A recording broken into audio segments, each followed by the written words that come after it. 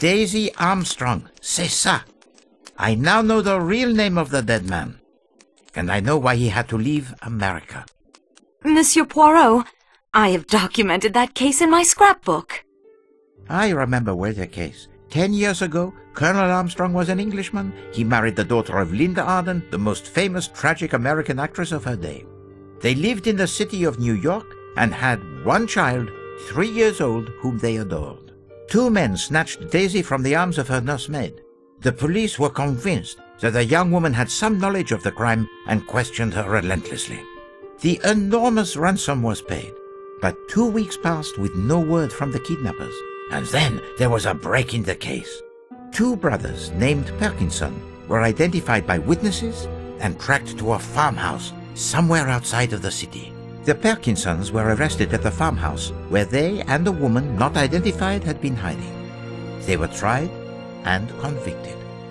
At their trial, they implicated Cassetti not only as the mastermind of the scheme, but the man who shot the little girl. The tearful testimony of the Perkinson brothers surprised many, but they admitted their guilt. And in America, the crime carries the maximum penalty. During the sentencing, the Perkinson brothers tried to make the escape.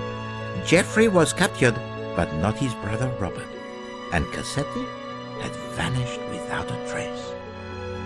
Madame Armstrong gave birth to a dead child born prematurely, and she herself died. The evening after the double funeral, a broken-hearted Colonel Armstrong returned to the family brownstone on Park Avenue, locked himself in his study, and shot himself.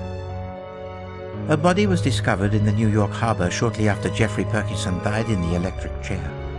It was identified by a relative as Robert Perkinson. If he was a suicide or killed by Cassetti was never known. Cassetti was still at large, seen now here, now over there, and still more tragedy was to follow. The police refused to believe the hysterical denials of the poor girl, hoping she might lead them to Cassetti. In a fit of despair, the poor girl threw herself from a window and was killed. It was proved afterwards that she was absolutely innocent of any complicity in the crime. Cassetti was the man, there can be no doubt. He had used the same methods in the past, hired men down on their luck to do the dangerous work, but taking most of the ransom for himself, and always killing the victim if the police were closing in. He had many enemies, that one.